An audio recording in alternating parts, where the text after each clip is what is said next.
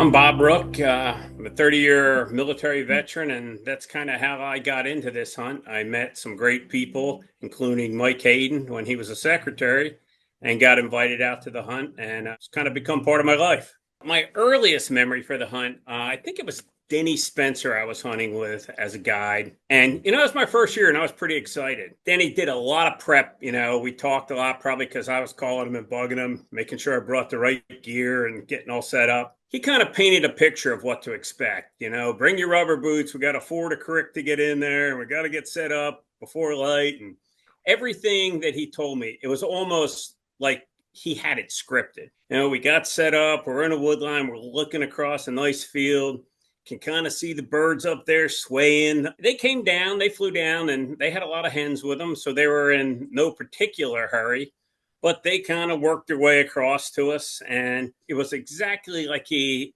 told us was going to happen. Now, I had done a good bit of hunting. I had done some turkey hunting growing up. I grew up in Pennsylvania. But I had done more fall turkey hunting. I think I only had one spring bird to that point. Whether I was an expert, I would definitely say I was not, but I had an expert with me.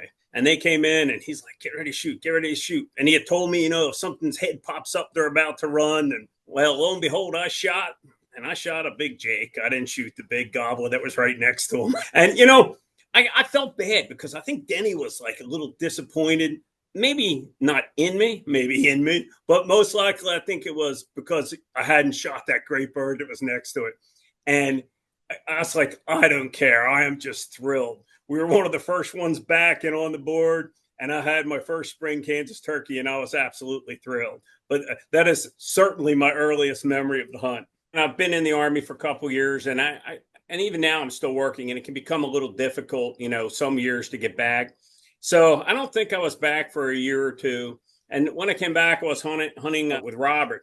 My first year with him, called the birds in. I had some in front of me, some behind me. I had to turn around and shoot. And I shot and I took two birds with one shot. They're identical birds. Thank God they still had two tags back then too, because I was still legal. The following year, it's like there's a contest between the turkeys, the coyotes, and the owls. They're all yelling and, who can be the loudest. And you're getting pumped up before you're even in there. We set up a nice spread of decoys. We get back in the wood line a little bit. And my older brother had joined us by that time. As soon as he's calling, there's birds talking to us front, back, behind. And we could see a bunch of birds coming across the little ridge line in front of us.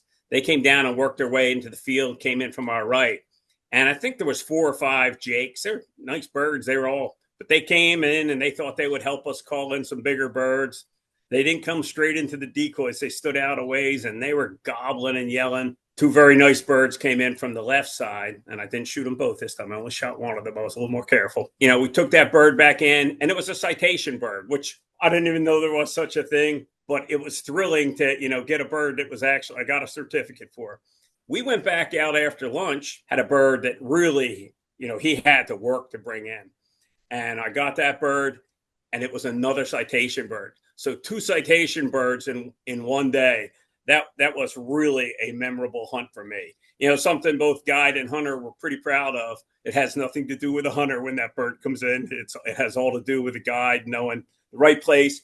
And, all credit to the great landowners that allow us to hunt on their land. We're getting turkeys that haven't been talked to yet that year. It's really become an event every year that I can get there in my life. And if I don't get to go, I'm a little cranky. And I said my older brother, probably the second or third hunt I came out, my brother Joe came out, and he's hit it off pretty well with Mike as well. And, it's become a really special thing because it's not just me anymore. It's become a bit of a family hunt. We've also met some great people in Kansas that we've gone hunting with, outside this. Mike and Steve Adams and Joe and I got to do a great turkey hunt the first year he came out. After this hunt, we've chased quail, we've chased pheasant, we've chased grouse. Joe and I talk, every time we talk, we probably talk about somebody. Hey, what's so-and-so from the hunt doing this year? Is Mike down there fishing down on the coast? And, it's become something special to us that we share. I talked about some of the great hunts we've done outside of the turkey hunt. And, every one of these things you learn from people, especially the locals. And I think Mike usually invites me because my dogs are okay. I don't know if he really likes me that much, but I've got a couple dogs. And I had 2 tours in Kansas.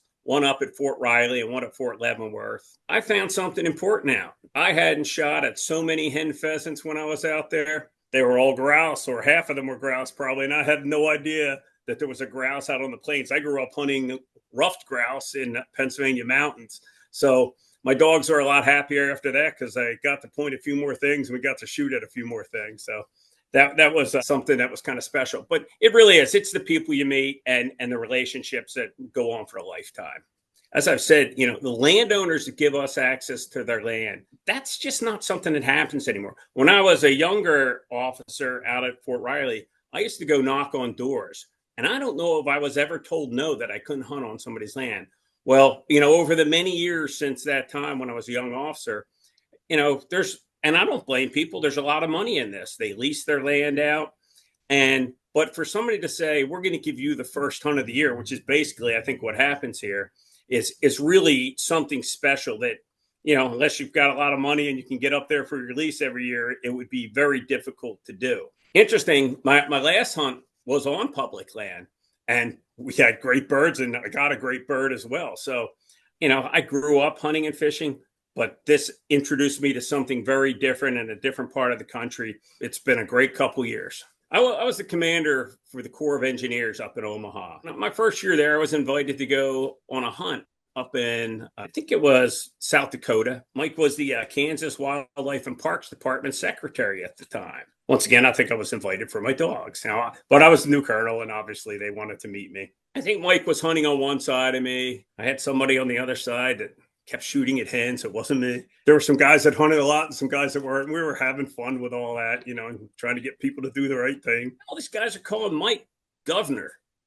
He's a secretary. So I think maybe we sat down to eat lunch out in the field, or we just sat down on a break. And I looked over at Mike, and we've been hitting it off. It's, one of the first times I met him. And I said, why do they call you governor? How'd you get that nickname? He goes, well, I was the governor. So I kind of had a little egg on my face. Should have done my homework a little better, probably. I said, you were the governor and now you're the secretary? He said, well, I had to get the governor job so I could get the job I really wanted. And I think that's really kind of a neat thing. I think if you look at his life and what he's done, gosh, we wouldn't be having this hunt if it wasn't for him. But he's been serving in one way or another. A lot of that to do with natural resources, not all of it, but a lot of it to do with natural resources. His service started as a platoon leader in Vietnam. And we'll always have that background together and that service. And I think we should make sure everybody understands his biography at this. Mike's a great man, but he's also a character of the first order. It is an event, but it is the people that make the event. Even better relationships with my brothers, because this has really become a focal point for us. I was a little bit worried a couple years ago when it was not going to be the governor's hunt anymore. I think probably a lot of people were. Let's face it, as long as Mike is still involved, it's still the governor's hunt. It's an amazing organization because it's run by volunteers. There are very few effective volunteer organizations in our country, in this world probably anymore. And the dedication of the people who do this really is something special. We talk about there being veterans there. We talk about there being businessmen there. We talk about first responders who are there, wounded warriors, wounded first responders, really an impressive group. But the one that has stood out to me, I think, the most through the years is the youngsters that get brought in, 4 or 5 every year. They write their essay and they're so proud up there. They are the future of the sport, right? It sounds a little cliche, but they really are. Those kids are what gives me hope. And, as to the future of the hunt, what I think is every year when I look at them, I say, I hope a couple of them are still here at my age and making sure that this still carries on. I don't see an end in sight for this, but I see a continuation with the great young people we're bringing in. I think that's really important.